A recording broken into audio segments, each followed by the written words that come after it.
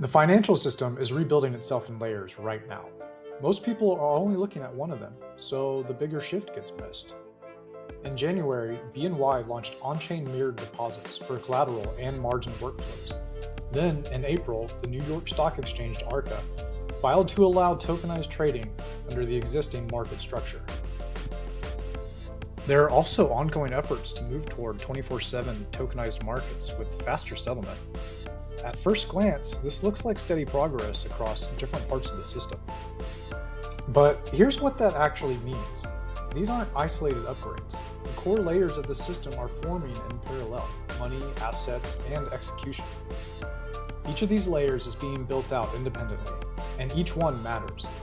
But even if all three exist, transactions still depend on them working together in practice. And for most people, that shows up in a very simple way. You think you're ready to close, everything looks done, and then it just sits. Updates don't happen when you expect them to. Different parties are waiting on different information, and no one is looking at the same version of the deal at the same time. That's not just market conditions, that's the system struggling to stay in sync. So while tokenization improves how assets are represented, it doesn't automatically solve how decisions and updates move across participants. And that's where a lot of real-world friction still lives. That's the layer I've been focused on, how state actually moves through a transaction, not just how ownership is recorded.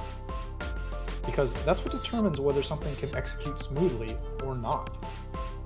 This is still being tested in a controlled environment, but the next step is seeing how this holds up in a real-world workflow with actual participants.